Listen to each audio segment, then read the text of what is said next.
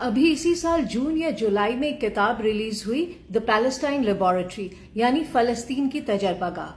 اس کتاب کو لکھا ہے اینتھنی لوونسٹائن نے۔ یہ ایک یہودی صحافی ہیں جن کا تعلق آسٹریلیا سے ہے۔ انہوں نے کئی سال غزہ پر رپورٹنگ بھی کی ہے۔ ایک یہودی ہونے کی وجہ سے انہیں ایسی انفارمیشن تک رسائی حاصل رہی جو عام صحافیوں کو نہیں ہوتی۔ اس کتاب کو پڑھنے سے پہلے میں بھی سوچتی تھی کہ 75 سال ہو گئے، فلسطین کا مسئلہ حل کیوں نہیں ہوتا، 2 اسٹیٹ سولوشن پر بات آگے کیوں نہیں بڑھتی، مقبوضہ علاقوں میں ہر روز فلسطینیوں کی ٹارگٹ کلنگ کیوں کی جاتی ہے، ہر 2-4 سال بعد اسرائیل کسی نہ کسی بہانے غزہ پٹی پر حملے کیوں کرتا ہے، ہر حملے میں ہزاروں نہتے بے گناہ فلسطینی شہید ہوتے ہیں اور دنیا خاموش تماشائی بنی رہتی ہے۔ اسرائیل کے پاس دنیا کی سب سے جدید فوج ہے، امریکہ اس کی مدد کرنے کو ہر وقت ایک ٹانگ پر کھڑا رہتا ہے، تو پھر وہ غزہ پٹی پر فل قبضہ کر کے کیوں اسے اسرائیل کا حصہ نہیں بناتا؟ دنیا تو فلسطینی نسل کشی پر ویسے بھی کچھ نہیں کر رہی، غزہ پٹی کو اسرائیل میں شامل کرنے پر بھی کچھ نہیں کرے گی۔ تو ایسا کیا ہے کہ اسرائیل غزہ پٹی سے نہ قبضہ ختم کرنا چاہتا ہے، نہ اسے اسرائیل میں شامل کرنا چاہتا ہے، بلکہ اس چھوٹی سی پٹی کو مکمل گھیرے میں لے کر اسے اوپن ایئر کنسنٹریشن کیمپ بنا رکھا ہے اس نے۔ وجہ جانیں گے تو آپ کے بھی رونگٹے کھڑے ہو جائیں گے۔ غزہ پٹی اور مغربی کنارے پر قبضہ ہی اسرائیلی طاقت کی اصل وجہ ہے۔ اسرائیل ایک بہت چھوٹا سا ملک ہے، لیکن 75 سال تک بڑے بڑے عرب ملکوں کے سامنے ڈٹے رہنے اور فلسطینیوں کو کنٹرول کرنے کے لیے اسرائیل نے جو ٹیکنالوجیز، طریقے اور ہتھیار ایجاد کیے ہیں، جیسے جاسوسی کے آلات، facial recognition soft where, drones, جنگی آلات اور اسلحہ، یہی اسرائیل کی سب سے بڑی ایکسپورٹ ہے۔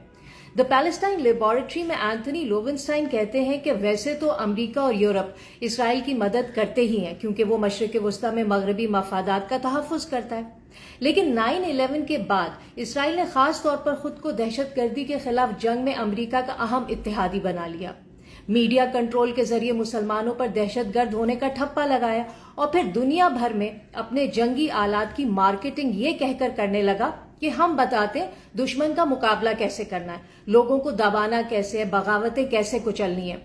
اسرائیل دنیا کے سب سے جدید اور ورلڈ کلاس ہتھیار بناتا ہے اور انہیں یہ کہہ کر دنیا بھر میں فروخت کرتا ہے کہ یہ بیٹل ٹیسٹڈ ہیں، یعنی ان ہتھیاروں کو اصلی میدان جنگ میں آزمایا گیا ہے۔ وہ میدان جنگ ہے غزہ پٹی اور مغربی کنارہ۔ ہر 2-4 سال بعد جب اسرائیل کے پاس نئے ہتھیار جمع ہو جاتے ہیں تو انہیں ٹیسٹ کرنے کے لیے وہ کسی نہ کسی بہانے سے غزہ پٹی پر حملہ شروع کر دیتا ہے۔ حماس کو بھی ایسے ہی موقع کے لیے رکھا ہے، جب ضرورت پڑتی ہے حماس 2-4 راکٹ مار دیتا ہے اور اسرائیل اسی بہانے حملہ کر دیتا ہے۔ بڑا اسلحہ غزہ پٹی میں اور چھوٹے ہتھیار مغربی اردن میں نہتے فلسطینیوں پر آزماتا ہے۔ اسی لیے اسرائیل نے غزہ پٹی کا مکمل محاصرہ کر کے رکھا ہے تاکہ فلسطینی کہیں نہ جا سکے، وہیں پھنسے رہیں، اور جب اسرائیل کو اسلحے کے تجربات کرنے ہوں وہ غزہ کے فلسطینیوں کو چوہے بلیوں کی طرح استعمال کر کے ان پر یہ اسلحہ ٹیسٹ کرے اور اپنے اسلحے پر بیٹل ٹیسٹڈ ہونے کی مہر لگا سکے۔ اسی وجہ سے دنیا بھر کے ڈکٹیٹرز اور آمرانہ حکومتیں اسرائیلی سیکیورٹی کمپنیز کو کانٹریکٹ دیتی ہیں کہ ہمارے یہاں آؤ، ہمیں بھی وہ سکلز سکھاؤ جو تم نے غزہ میں سیکھی تاکہ ہم بھی اپنے لوگوں کو اسی طرح دبا سکیں، بغاوتیں کچل سکیں۔ انہی اسرائیلی سروسز کو نریندر مودی مقبوضہ کشمیر میں استعمال کر رہا ہے، میانمار کی فوجی حکومت نے روہنگا مسلمانوں کے خلاف استعمال کیا، اسرائیل کا phone tapping soft where Pegasus تو پتہ نہیں دنیا کی کتنی ہی انٹیلیجنس ایجنسیاں استعمال کرتی ہیں۔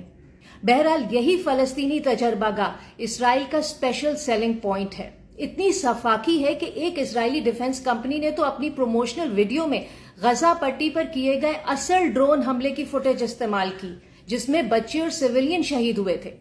ایسی ہی موت بیچ بیچ کر اسرائیلی معیشت آج اتنی مضبوط ہے۔ صرف 2022 میں ہی اسرائیل نے دنیا بھر میں 12.5 ارب ڈالر کا اسلحہ فروخت کیا، اس میں سے 25% اسلحہ اسرائیل کے پڑوسی عرب ملکوں نے خریدا جیسے مصر، بحرین، مراکش اور سعودی عرب وغیرہ۔ بنیادی طور پر مشرق وسطیٰ میں امریکی حمایت والی حکومتوں یا ڈکٹیٹرشپس کو سپورٹ کرنے کے لیے اسرائیل ان ملکوں کو جابرانہ ٹیکنالوجیز بیچتا ہے۔ اس لیے غزہ پٹی اور مغربی کنارے پر قبضہ اسرائیل کے لیے بڑی کمائی کا ذریعہ ہے۔ نہ صرف یہ جنگی ہتھیاروں کا ٹیسٹنگ گراؤنڈ ہے بلکہ جو ملک اسرائیلی اسلحہ خریدتے ہیں وہ فلسطینی نسل کشی پر خاموش رہتے ہیں یا صرف زبانی کلامی احتجاج کرتے ہیں۔ تو جب تک دنیا اسرائیلی ہتھیار خریدتی رہے گی فلسطینی نسل کشی جاری رہے گی، اسرائیل کے خلاف کوئی کچھ نہیں کرے گا۔ غزہ میں جنگ بندی کم از کم دنیا کے ان 130 ممالک کو فی الحال سوٹ نہیں کرتی جو اسرائیل سے اس کی جنگی ٹیکنالوجی، اسٹریٹجی اور ہتھیار خریدتے ہیں۔ ایسے ہی تو نہیں کہا جاتا کہ دجال اسی علاقے سے اٹھے گا، قیامت بھی ایسے ہی تو نہیں آئے گی۔